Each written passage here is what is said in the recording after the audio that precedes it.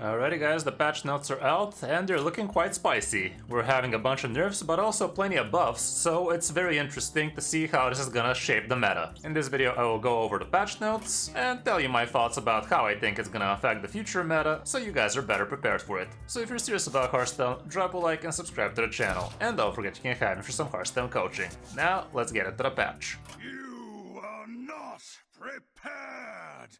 Right off the bat, we have the biggest offender on the splash art, and yeah, this guy was just a little bit too strong for the mana, and now he's gonna be sitting at 5 mana instead, which is gonna make it a lot harder to actually curve out super quick, because a lot of the times, yeah, they were playing this on turn 5, maybe even on turn 6, but they still were allowed to actually put more mana into another different school spell, and with this, they're gonna be a little bit more limited how big damage they can be dishing out, and also sitting at 5 mana, they're not gonna be dropping it as soon as turn 3 or 4, which in some cases was indeed very powerful for him.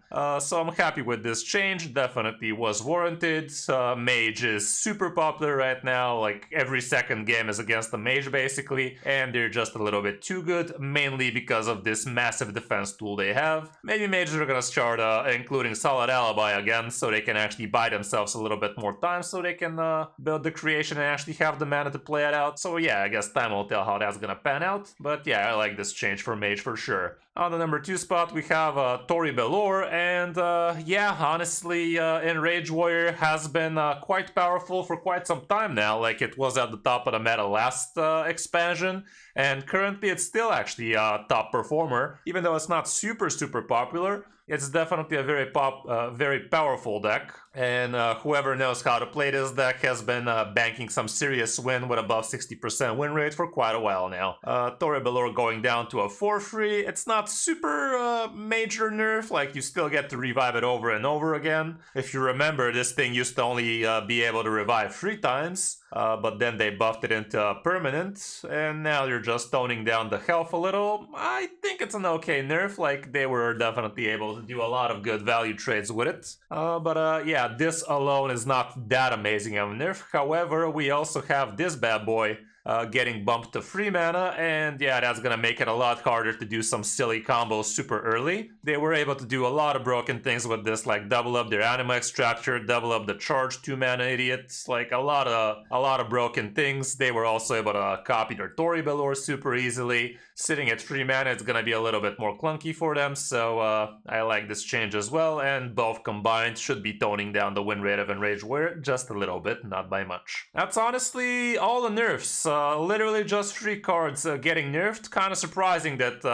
Druid is not getting touched at all, even though it's not super broken, but definitely a lot of people have been complaining, and it has been sitting around 60% like these as well, so I was maybe expecting to see a little bit of Druid sprinkled in here, but I guess this is acceptable, and I guess maybe if Druid keeps being pretty good, we're gonna see them lined up next time. Now let's check out a bunch of buffed cards, and starting off with the Warlock Sludge on wheels. It's getting bumped to a 2/5. It has Rush, so it's actually pretty powerful, and it's also gonna be shuffling still the sludges at the bottom of your deck, which is pretty interesting concept. It does feel like there are some interesting situations that can be happening with these things. Yeah, maybe it is gonna give Sludge Warlock a little bit more support. It could get used in Highlander Warlock, which is kind of a weird deck, honestly. Like, why would we be running Highlander Warlock? We don't even have a Highlander payoff card, but there are a few other non-Highlander payoff cards aside from Reno out there as well that are performing somewhat okay, so I guess I can see that too. We also have the Warrior Detonation Juggernaut. Now it's gonna be a 4 mana 3/4 instead of a 5 mana 3/6, and this has Taunt Battlecry. Give your Taunt minions in your hand +2/+2, which is a pretty powerful effect, and maybe this is gonna be enough to make Taunt Blackrock Warrior actually decent. Right now, Taunt Blackrock Warrior is okay, but a little bit of buff might be what it needs indeed. I'm not sure if it's really gonna pick up, but yeah, we're gonna have to wait and see how that one pans out.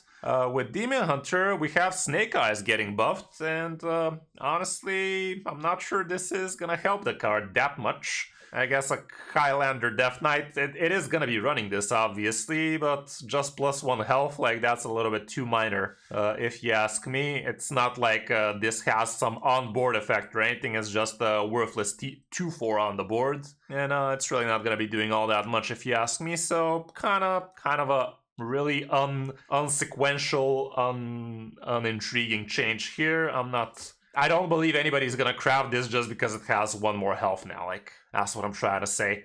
We do, however, have Going Down Swinging, going down to only 4 mana, and this card is actually kind of scary, and it might indeed be making Demon Hunter a lot more powerful again. Going Down Swinging is a seriously busted card, especially if you have a lifesteal weapon equipped, because you go immune and you start swinging, and you're basically gonna heal yourself maybe back to full, depending on how big the weapon is. And that is quite the serious combo potential. I'm not sure exactly what kind of Demon Hunter is gonna start using this. I mean, obviously in Highlander you're gonna get to use it. But there also is some potential for some, like, Spell Demon Hunter maybe, heavily relying on Going Down Swinging nowadays. Really not sure. I guess some more experienced deck builder is gonna have to say his final word here. Moving down, we also have Flint, Firearm, going down with the mana, pretty serious stuff. He's also losing 1 attack, but that is a small price to pay for paying a smaller price, because this card is having some serious high roll potential. The more mana you have to spend, the more high rolls you get to do with the quick draw cards. Like, some of them are pretty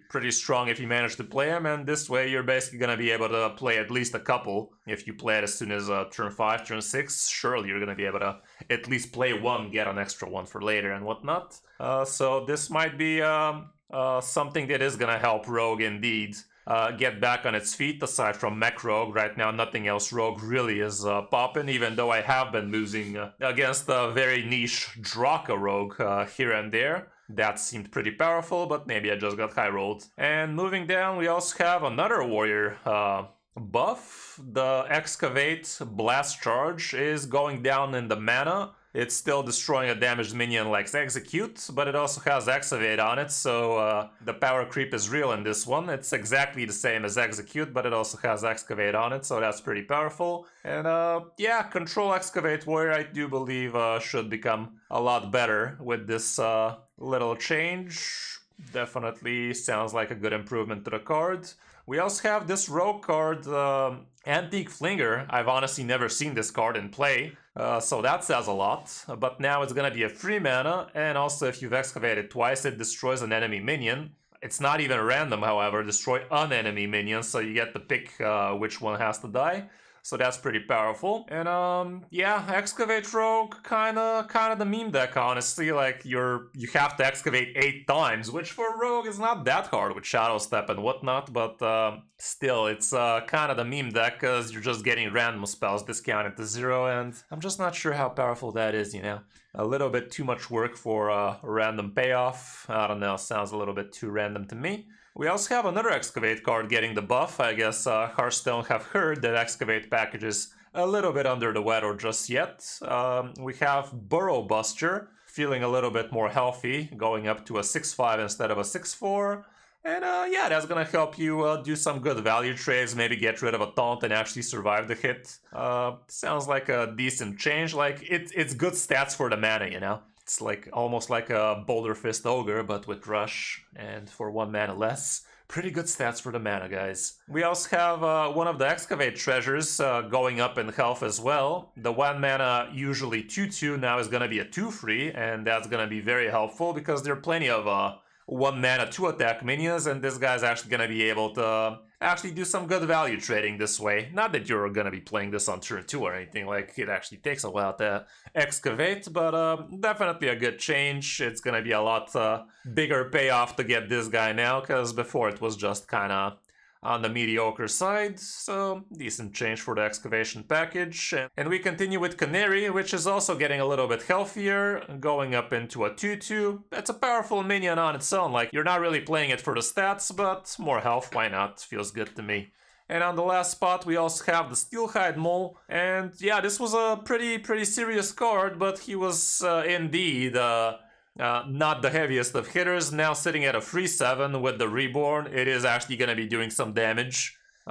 So yet another pretty decent change. So yeah, plenty of excavate buffs for the neutrals, for warrior, for warlock, for rogue. So other than mage, and mage also gets these random buffs as well. So not that bad indeed for the excavation package. Surely we're going to be seeing just a little bit more playability, but yeah, these nerfs, we should be seeing a little bit less mages out there. We weren't seeing that many in Rage Warrior anyway, but maybe we're going to start seeing a little bit more Black Rock Taunt Warrior, maybe Highlander Excavate Warrior, that kind of deal. And yeah, there is room for some interesting Demon Hunter situations popping as well. Rogue should be a little bit more playable, but I'm pretty sure you're still going to be able to climb pretty well with things like Dragon Druid and most of the Paladins. They're still sitting at around 60% win rate, so if you're wondering what you should be climbing in these uncertain times, Dragon Druid and aggro pallies, all kinds of aggro pallies, Urban pallies, Highlander pallies, anything pally is still hovering around 59-60% win rate, so definitely not a bad thing to be picking up to climb some easy ranks. That's gonna be it for this video, guys. Hope this helps you figure out what you're gonna be playing after the patch goes live in a few minutes after this video comes out, honestly, half an hour. So yeah, drop a like, subscribe to the channel, and don't forget to get a hand for some Hearthstone coaching. Thanks for watching. I'm Kris05, and I'll see you in my next video or stream.